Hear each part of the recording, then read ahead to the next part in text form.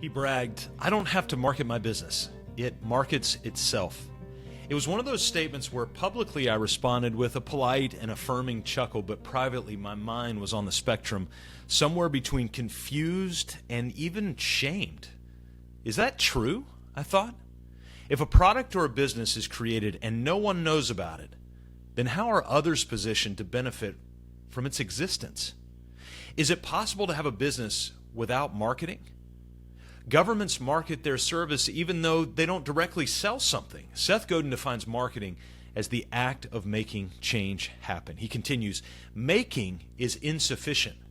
You haven't made an impact until you've changed something." Sam Calagione, founder of Dogfish Head, provides some sobering insight into the normalness of marketing. Not the Madison Avenue mass media buying algorithmic version of marketing that we all feel some pressure to be able to measure up to or some hope to think that we've got it right, but instead focusing on what you have, what you could make, and simply sharing that with your world. Calagione relieves the marketing pressure that business owners feel, like I do, by warning us, your ideal customer probably wouldn't even believe your advertising, even if you were able to afford to get it in front of them. Why? He says they're too smart. Mass market marketing is targeted to the average of all of humanity, what Godin calls average stuff for average people. That is not what we're in the business of. For instance, Business on Purpose is laboring to liberate small business owners from the chaos of working in their business. You are laboring equally as hard to deliver and live out your mission, not average stuff for average people. All businesses must market if marketing really is what Godin goes on to say that it is. The generous act of helping someone solve their problem. That's a great one to write down. Marketing is the generous act of helping someone solve their problem. That is a compelling definition of marketing. Replay the naive business owner's statement, "I don't have to market my business, it just markets itself." For years, I've shared with my mastermind group my disdain for marketing. It made me feel selfish and gross, not to mention I've never really felt like I'm very good at it. And that's probably the underlying current, is I've just never felt really good at it. I can easily design a process for marketing. That's really second nature for me. But to do the actual ideation, the capturing, the creation, the polishing, the distribution, the tracking, and the follow-up, that's been tough and exhausting, but it's been doable. It's the guessing, the thinking, hey, will this work? If I spend money here, will there be a return? That's what's most taxing for me. Calagione walks through some of the powerful, non-pressure-filled few channels that they at Dogfish Head have used, making marketing feel more natural. Makes it feel more like serving.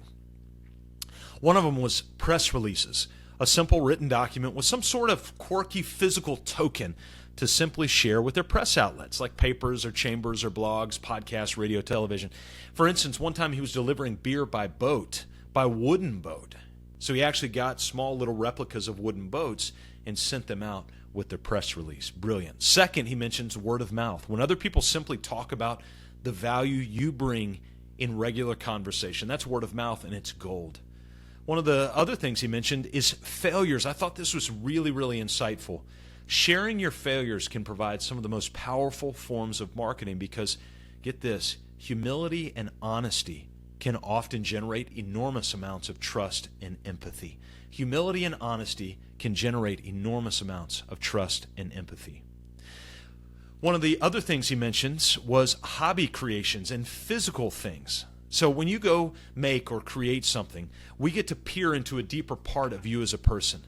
Then when you take that thing, tie it to your business, and share it with your network, it gives us insight into your own uniqueness, almost brings a humanity.